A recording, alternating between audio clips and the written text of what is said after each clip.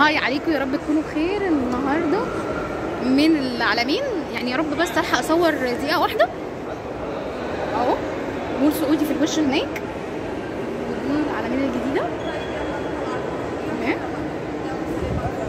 اهي. ثانيه واحده ثانيه واحده، عشان احنا كنا جايين بس قلنا على الطريق بسرعه، فانا قلت اطلع اوري الناس اللي ما جاش.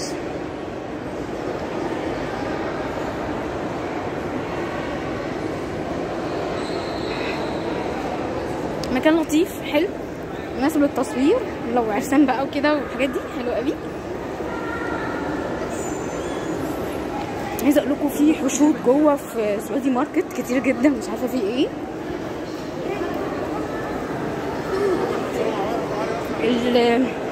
الشكل دوت كانه سما وهو مش سما. انا كنت شاكه ان هو سما، اتاري لا، ده هو قبه من فوق اهي. كنت فاكراها سما اصلا لان انا شفت ده بره بس ما كنتش عارفه ان هو هنا يعني، بس هو مش سما ولا حاجه.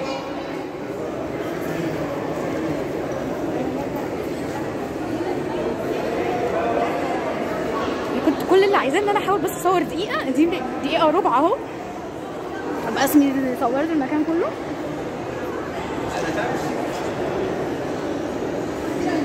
عشان هم مستنيني بره، ويا رب اكون قدرت النهارده اصور.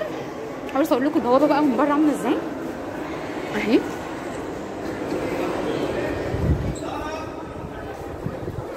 المكان كله اهو.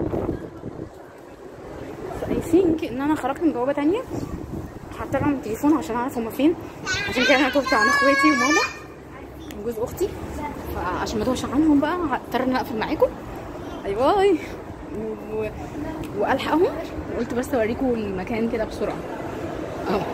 سلام اكتر، باي.